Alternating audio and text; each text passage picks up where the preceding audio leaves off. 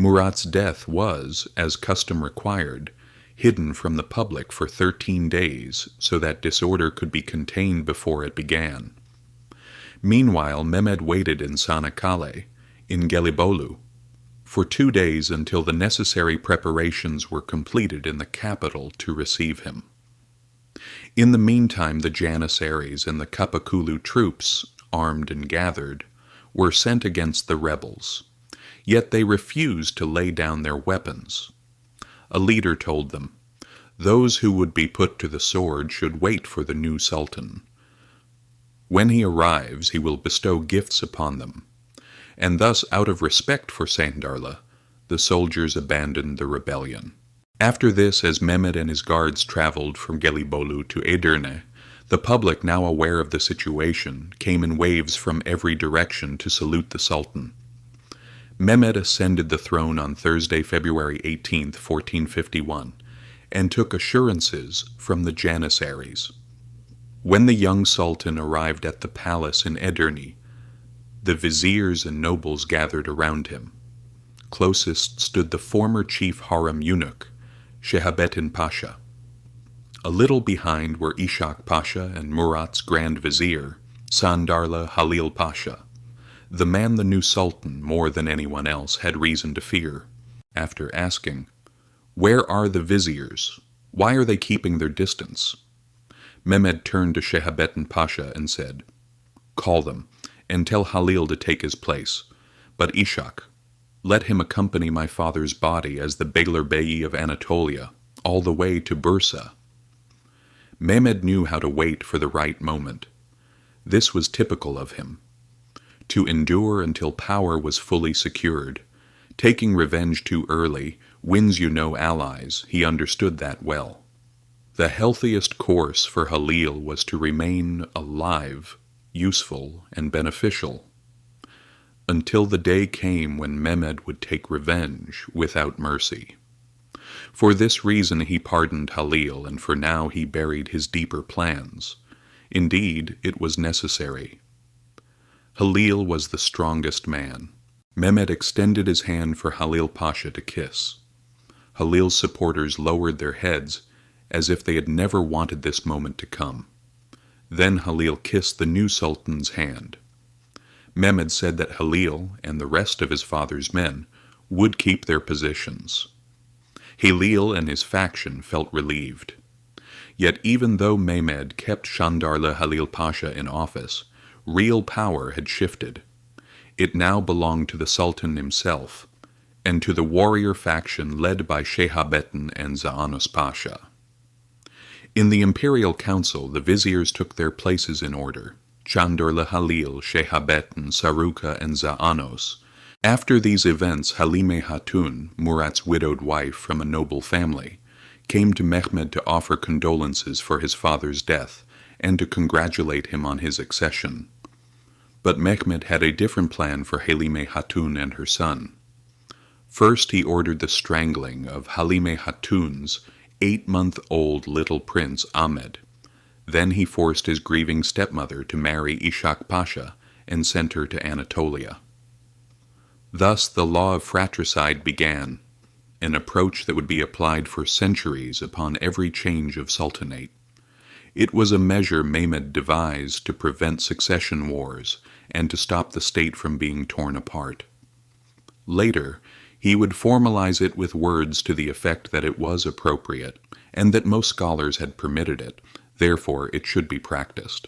When Mehmed ascended the throne for the second and final time, a deep unease spread through the entire state apparatus. The new sultan had refined his etiquette, learned many languages, and enriched his knowledge in science, literature, and the art of war. He was of medium height, thick-necked, powerfully built, broad-boned, and handsome. His skin was fair. His hair and eyes were black. His beard was thick and tinged with red. His forehead was wide, his nose aquiline, and his bearing heavy and distant. His sharp gaze, his cold and secretive nature, unsettled those around him.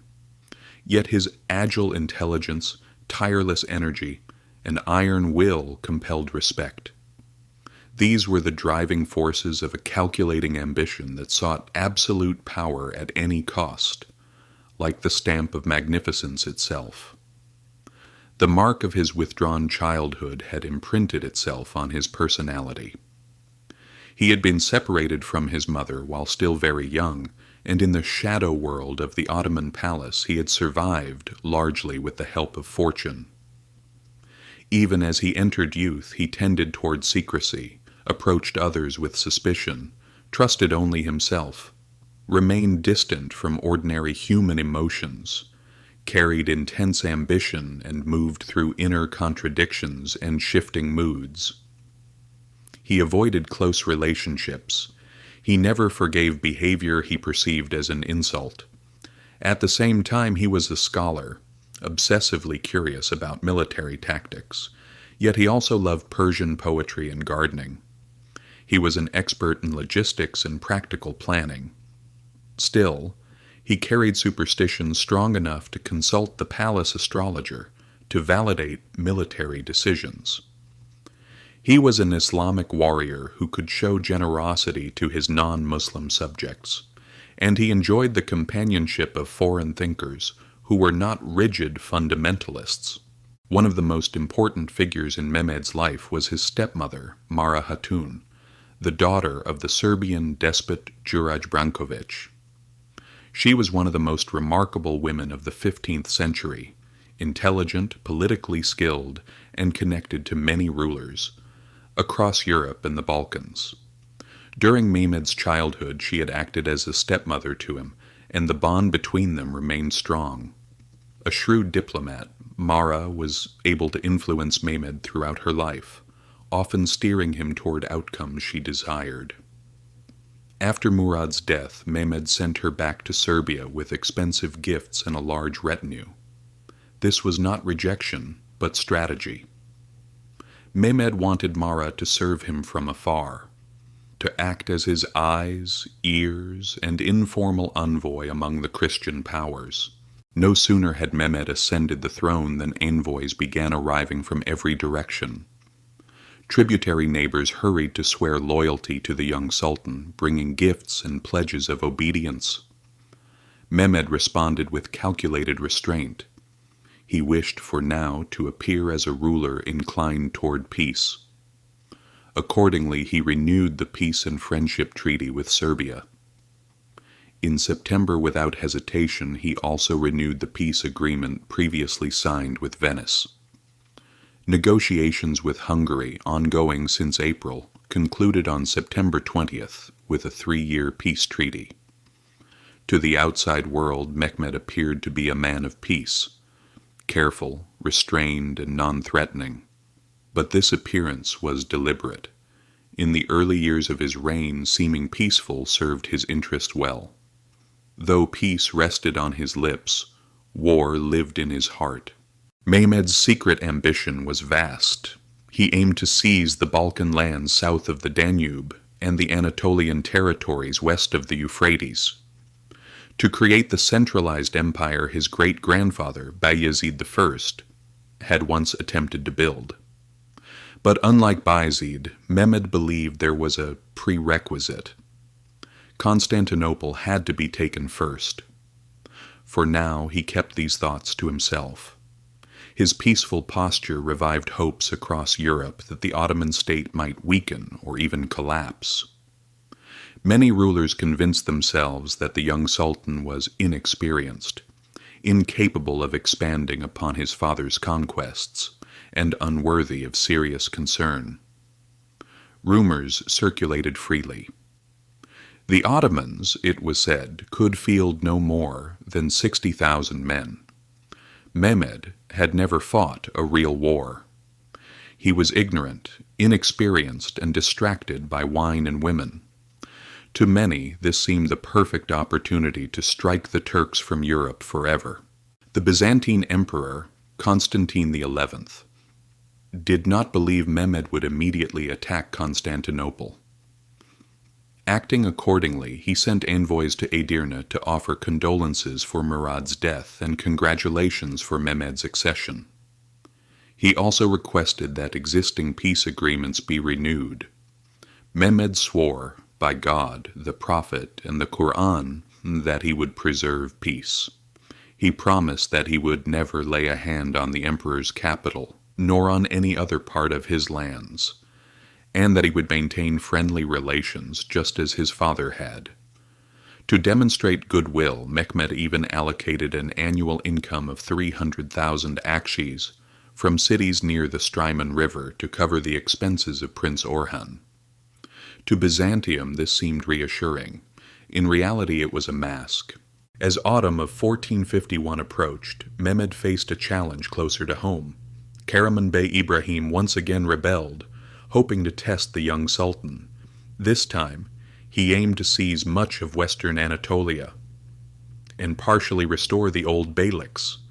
To execute his plan, Ibrahim sent 3 young men descended from the former ruling families of Menteşe, Aydın, and Germiyan, while he himself marched with troops, occupying fortresses and towns, burning and destroying several Ottoman settlements. After visiting his father's tomb in Bursa, Mehmed personally took control of the situation. The mere appearance of the Sultan caused hesitation among Karaman's forces. Occupied towns were rapidly abandoned. Ishak Pasha advanced to Akşehir and Beyşehir without resistance. Ibrahim Bey fled into the mountains and sent letters begging for forgiveness. Mehmed pardoned him. Ibrahim accepted the payment of regular tribute. Mehmed then stripped İlyas Bey, who had sided with Ibrahim, of his derbeylik, restoring order throughout the region. Upon returning to Bursa, Mehmed encountered an unexpected problem. The Janissaries, kept there as a reserve force, came to meet him. Through their commanders, they demanded the accession bonus. This renewed attempt at rebellion angered Mehmed deeply, yet he restrained himself. He ordered 10 sacks of akçes to be distributed among the insurgents. For the first time an Ottoman sultan had been forced to give gifts to the Janissaries upon ascending the throne. This would later become tradition. A few days later, Mehmed summoned the Janissary Aga, who had shown signs of rebellion. He reprimanded him harshly and dismissed him from office. Many unit commanders were punished as well. This was the second uprising Mehmed had faced, and it taught him a crucial lesson. The only way to secure the absolute loyalty of the Janissaries was through a spectacular success. That success could only be the conquest of Constantinople. While Mehmed was occupied in Anatolia, an event occurred that would have far greater consequences. Taking advantage of the Sultan's absence, Emperor Constantine sent envoys to Mehmed's camp. They complained that the allowance for Prince Orhan had not been paid. Then, pushing further, they threatened that, unless the payment was doubled, they would allow Orhan to claim the Ottoman throne. Clearly, Constantine saw Orhan as his final card, a weapon to be played at the right moment. He would later realize how grave a mistake this was. Grand Vizier Halil Pasha reacted with fury. "Foolish, wretched Romans," he said, "we know your tricks. You have no idea of the danger you face. The conscientious Murad is gone. The man on the throne now will not be bound by law or intimidated by veiled threats." Mehmed, however, controlled his emotions. He sent the envoys away with polite words, promising to resolve the matter in Edirne. In doing so, the final act of Byzantium's tragedy had begun. Upon returning to Edirne, Mehmed issued orders that shocked Constantinople. The Greek inhabitants of towns near the Strymon River were to be deported, and their revenues seized. Shortly afterward, he made a decision that would enrage the Byzantine emperor beyond measure.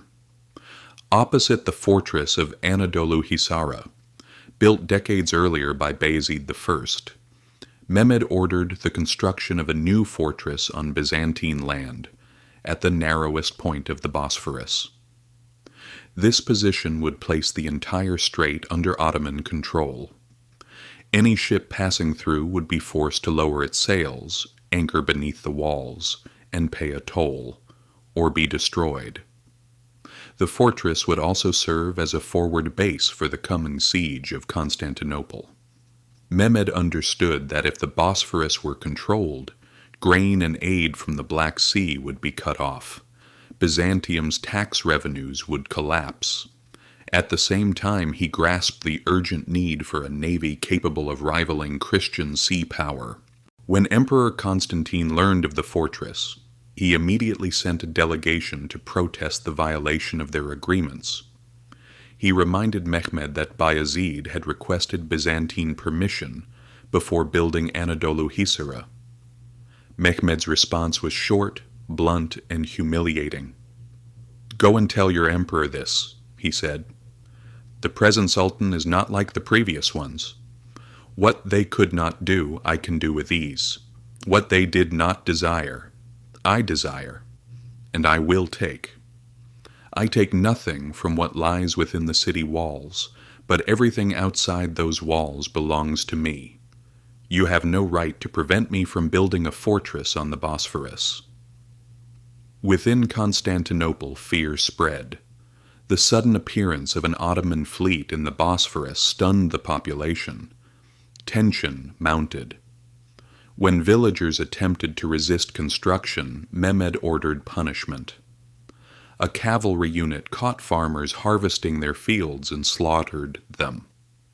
Upon hearing this, Constantine ordered the city gates shut and detained all Ottoman subjects within the capital. On Thursday, August 31st, 1452, the fortress was completed at breathtaking speed. Mehmed had personally overseen and accelerated construction. Materials were drawn rapidly from across the empire. Covering an area of 30 acres, the fortress boasted 3 massive towers, 13 smaller ones. Curtain walls 7 meters thick and 15 meters high. It had been built in just 4.5 months. The Ottomans called it Boğazkesin, the cutter of the strait. To the Greeks it would be known as Rumeli Hisarı. After its completion, Mehmed personally inspected the walls of Constantinople, spending 3 days studying the moats and fortifications. Then he returned to Edirne for the winter, leaving a garrison of 500 men under Firuz Bey. Every ship passing through the strait was ordered to lower sails and anchor.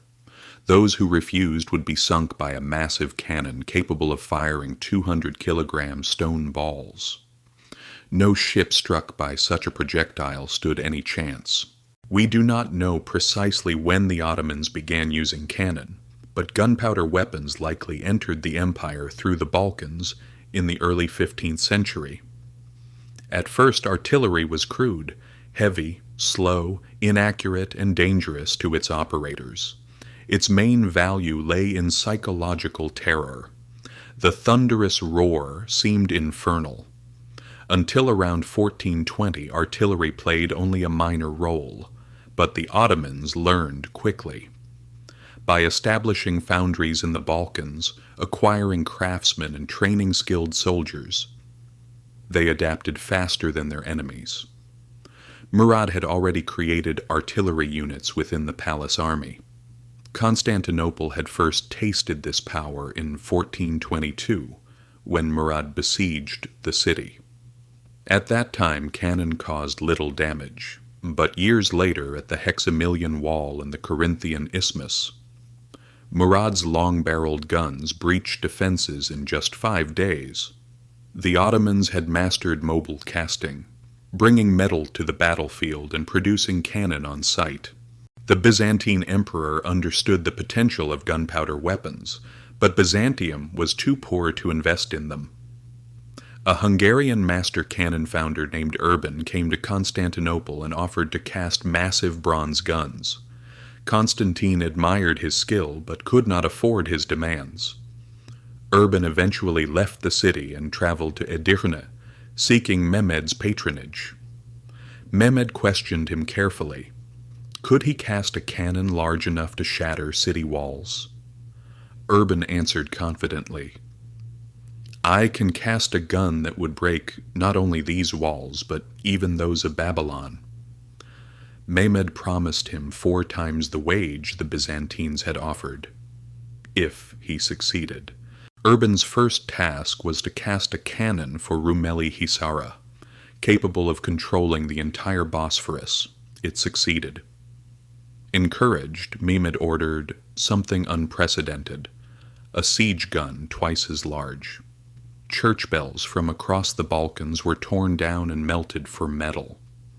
After months of labor, the molds were broken, and what emerged was monstrous.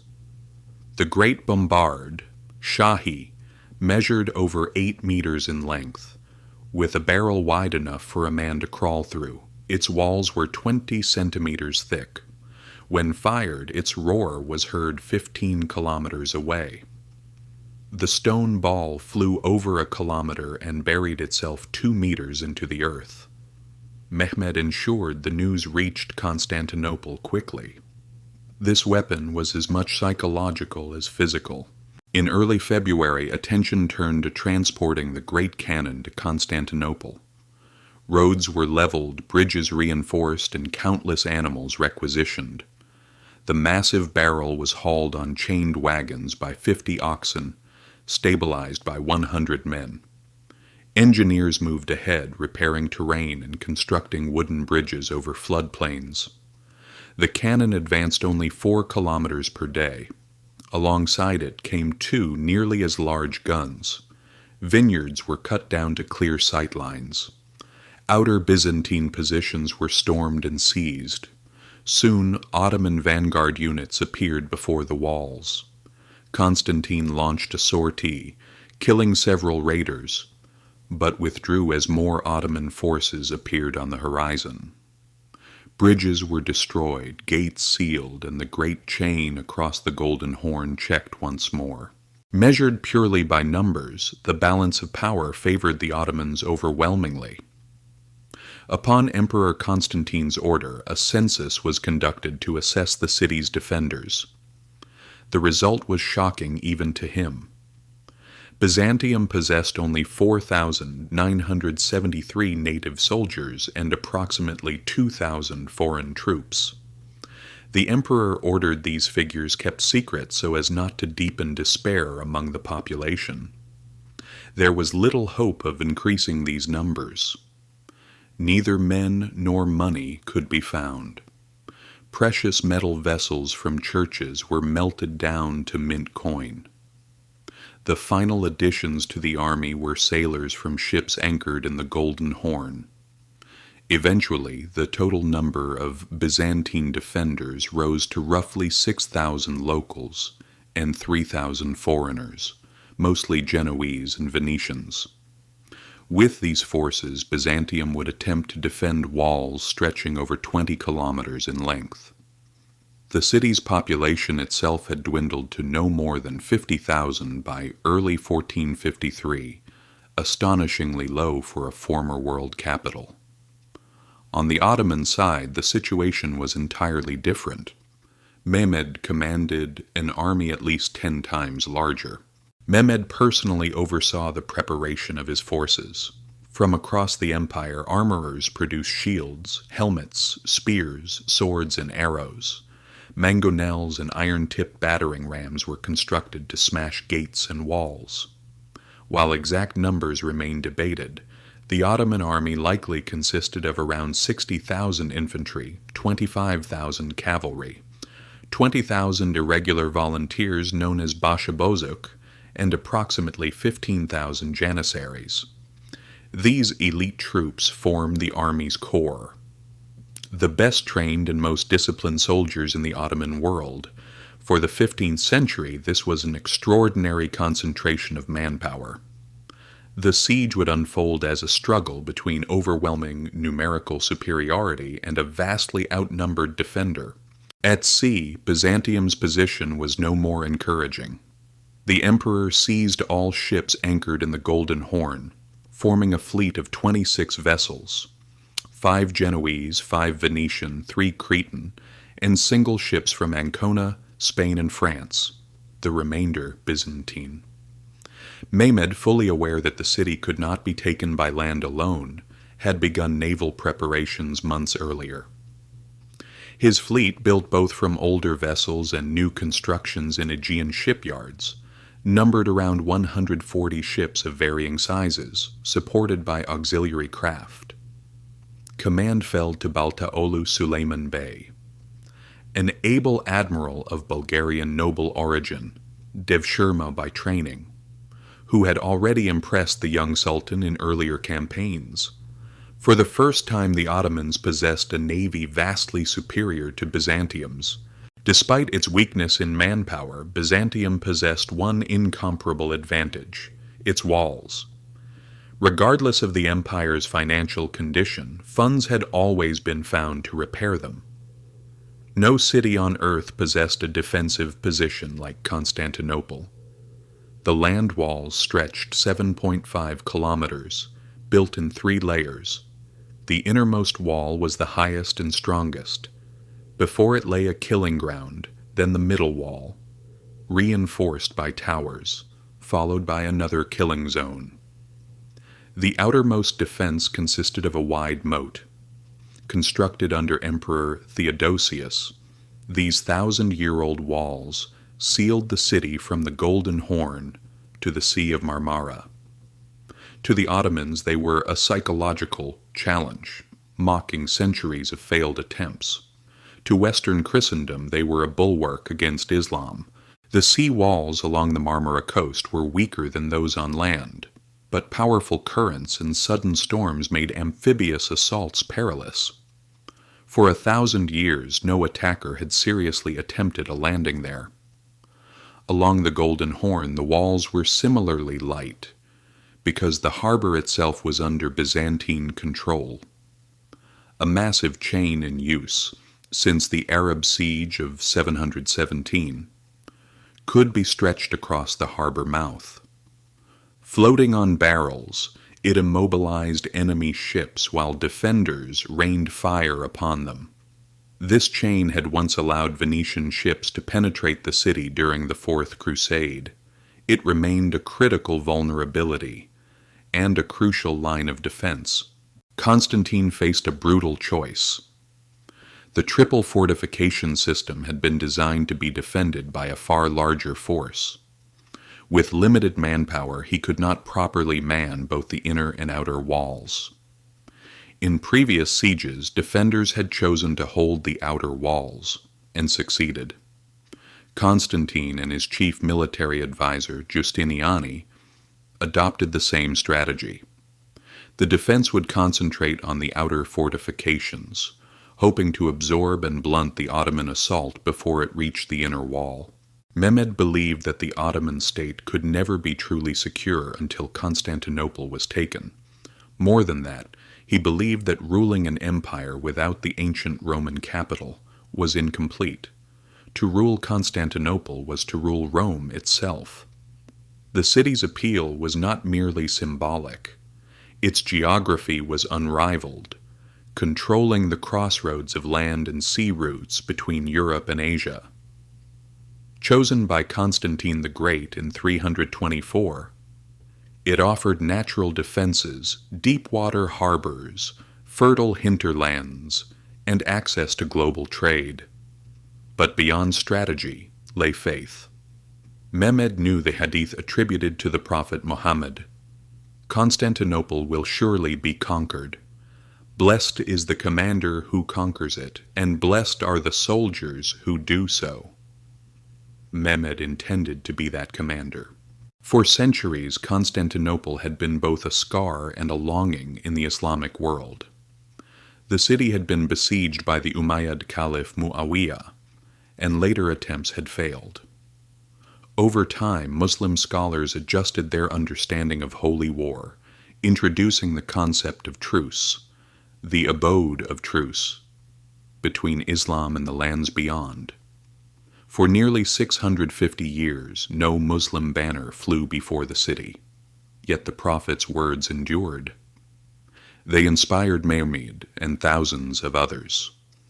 Soldiers believed that dying in battle would grant the highest station in paradise. Dervishes, scholars, and volunteers flocked to the army, drawn by faith, glory, and the promise of spoils. Though war had effectively been declared, the winter passed without major fighting. Constantinople, cut off by land, relied solely on sea routes. Meanwhile, Mehmed worked tirelessly, reviewing siege plans, studying Western manuals on fortification warfare, consulting astrologers and questioning foreign experts. He slept little. Often he wandered Edirne's streets in disguise, gauging the morale of soldiers and civilians alike. He addressed the state council in long speeches, explaining why the conquest of Constantinople was necessary, and confronting the cautious opposition led by Chanderla Halil Pasha. One night, unable to sleep, Mehmed summoned Grand Vizier Halil Pasha to his presence. Mehmed knew that without the support, or at least the submission, of the empire's second most powerful man, the conquest of Constantinople could not succeed. Halil Pasha had reason to fear. Summoned late at night by a ruler, a noble never arrived empty-handed. He brought a purse of gold and placed it at the Sultan's feet. Mehmed asked what it meant. Halil replied that he was offering not his own wealth, but the Sultan's. Mehmed pushed the gold aside. He said he wanted only one thing: Halil's help in taking Constantinople. Halil was deeply uneasy. War, he believed, would be disastrous, especially for himself. Yet he could not openly oppose the Sultan. He answered cautiously. God had already granted Mehmed most Byzantine lands. Surely one day the capital would follow. Mehmed replied by describing a vision, his ancestors guiding him toward Constantinople, its gates opening, Hagia Sophia, welcoming him, the Kızıl Elma placed in his hands. He claimed Halil himself stood beside him in the dream. The Sultan played the game brilliantly. Halil's fear turned into reluctant consent. From that moment on, Mehmed could steer him, and his influence, as needed. News of the Bosphorus fortress spread rapidly. Venice and Genoa were seized by panic. The construction was universally interpreted as preparation for war against Constantinople. The growing Genoese colony of Pera, and indeed trade throughout the eastern Mediterranean, stood in grave danger. Despite protests and warnings, tangible assistance came late. Only after urgent appeals did Genoa act. 2 large Genoese galleys arrived in Constantinople, carrying 700 soldiers, well-equipped, confident, and professional. At their head stood Giovanni Giustiniani Longo, a veteran commander experienced in defending walled cities. The Byzantines immediately recognized his value. Giustiniani was appointed commander-in-chief. In return, he was promised the island of Lemnos if the city survived. Giustiniani wasted no time. With the help of the populace, he strengthened the walls, cleared the moats, and reinforced weak points. His arrival lifted morale, but only slightly. Among all the city's inhabitants, only Emperor Constantine truly prepared for the coming storm. Throughout 1452, as much grain as possible was brought into the city. Rural populations fled behind the walls.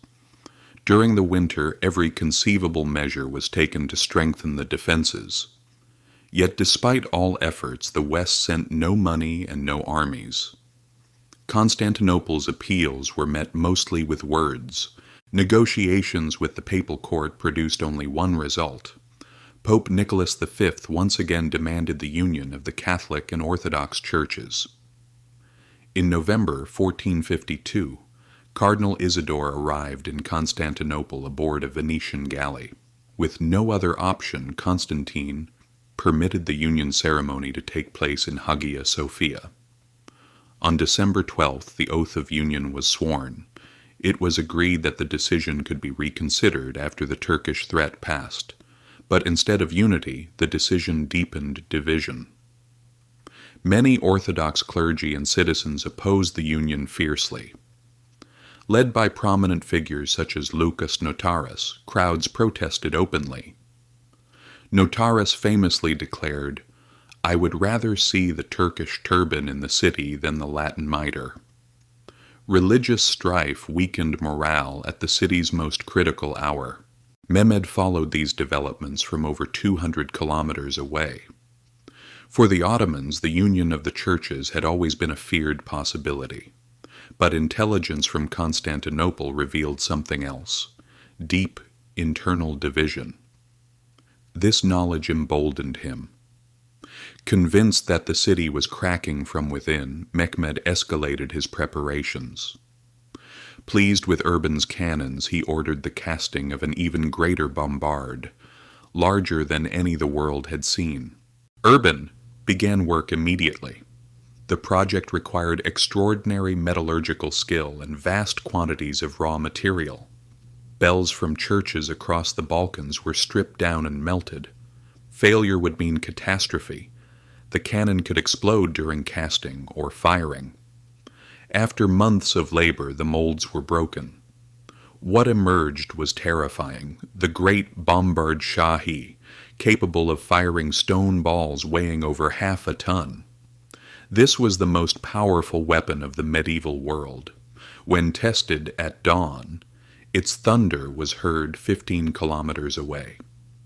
The projectile flew over a mile and buried itself deep into the earth. Mehmed ensured that news of this reached Constantinople quickly. As preparations continued, thousands flocked to Mehmed's banner: scholars, dervishes, volunteers, drawn by faith, destiny, and the promise of reward. For many, participation in the conquest meant salvation. Death in battle promised paradise. Survival promised wealth and honor. Islamic tradition allowed a city taken by force to be plundered for 3 days. Constantinople, with its ancient wealth, was irresistible. By February 1453, the great cannon and siege engines had reached the outskirts of Constantinople. Vineyards were cut down. Outer Byzantine positions were stormed. Ottoman vanguard units appeared before the walls. Constantine attempted a sortie but withdrew as the horizon filled with enemy troops. Bridges were destroyed, gates were sealed. The great chain across the Golden Horn was secured. The city closed itself off from the world. Seeing Mehmed's resolve, Constantine sent one final letter. He declared that if God wished the city to fall, no man could prevent it, but that he would defend it to the last drop of his blood. He released Mehmed from all oaths and prepared to resist. Mehmed's army now took its positions with disciplined precision. On April 3rd, the main force arrived and halted 8 kilometers from the walls. Over the following days, the army deployed in stages, like a vast flowing sea of steel and canvas.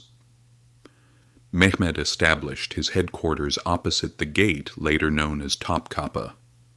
There, the Shahi cannon was positioned. This would be the focal point of the assault. A final offer was made: surrender the city peacefully and its people would be spared. The answer was refusal. After Friday prayer, the siege was formally proclaimed. For a city no army had ever taken by force, the greatest and hardest war in Turkish history was about to begin.